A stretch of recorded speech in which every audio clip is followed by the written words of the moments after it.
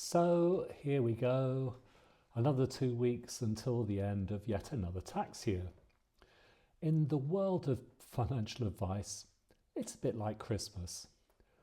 We get lots of presents in the form of new business, new investments. However, our pledge not to leave the equivalent of our Christmas shopping to the equivalent of the last couple of weeks of December never seems to come off. Our plan is always to speak to every client about the tax year end when we meet them during the year to review their investments, to confirm whether they or you want to use ISA allowances or put more into pensions. Generally, we're pretty good at doing that. One problem though is that if you buy a present in spring or summer, it may feel completely the wrong thing to give by the time you get to December. Or the person you're planning to give it to might completely change their mind about what they want. And in our analogy, that means that they decide that yes, they do want to invest some more money after all, money they maybe didn't have earlier in the year. So we're all busier than ever, fielding last-minute phone calls and emails from clients who decide that yes, they do want to top up their pension, yes, they do want to add a bit more to use their ISA allowances, or maybe even start a new pension or ISA.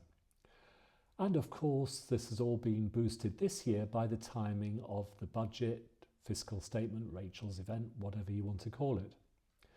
She'll be making announcements just 10 actual and 7 working days before the end of the tax year.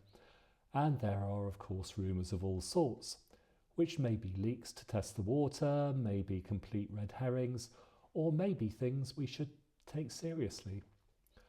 One thing's for sure, whatever is decided, there won't be much time to work around or do anything about it, because as so often happens, the big announcements are of changes that are set to happen much sooner rather than later. If that sounds like a bit of a cop-out, well, maybe, but my mantra has always been that you can only plan on the basis of what you know, and if you try to second-guess tax or any other changes, however much speculation there may have been, you may or not be right 50% or less or more of the time. Now, for the majority of investors, when we arrange investments for them, or for you, we set up stocks and shares ISA accounts and pensions if that's appropriate, and any money they can't use in either of those sorts of accounts goes into a general investment account. That's invested in the same way, but it's taxable. ISAs and pensions shelter money from income and capital gains tax, whereas funds outside and in a general investment account are liable to both. Now, the plan has always been that in each tax year, we move money to what I can't call tax-free anymore, but accounts with tax benefits, a bit of financial wokedom.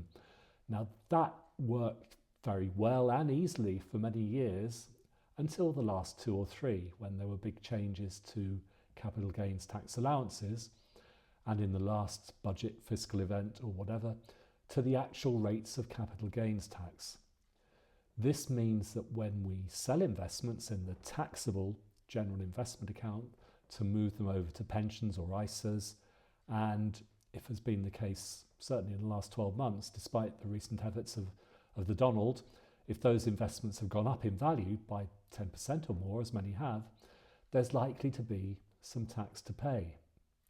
Now, the allowance a couple of years ago was £12,500. So if you were moving £20,000 into an ISA, the underlying investment would have had to go up a heck of a lot before there was any tax to pay.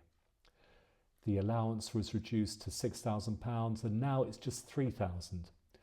So the conversation we're having with many is that, yes, we can move your money to something more beneficial, but you're going to have a bill to pay next January. Short-term pain for long-term gain. And most are accepting that, yes, this is, I suppose, a nice problem to have. Nice because it does mean that your investments have gone up in value. And we can perhaps blame politicians for supposedly looking for growth and encouraging investment, but at the same time trying to support those goals, if you feel that investing your money in stocks and shares does that. But as advisors, we don't have much room for manoeuvre, I'm afraid. Anyway, although there are officially 2 working weeks or 10 working days until the end of the tax year, we are having to say to most that it's pretty much too late to do anything new. All providers, platforms and investment companies do keep themselves open until midnight on, as it will be the Friday before, Saturday the 5th of April. But particularly for new clients, the compliance stuff we have to do does mean that getting everything set up in time just ain't going to happen. So for some, there'll be no Christmas presents this year. And we, as always, will pledge to start our shopping much earlier next year. And guess what? History will repeat itself. Talk to any accountant about tax returns on the 31st of January. In that, at least, we and they are kindred spirits.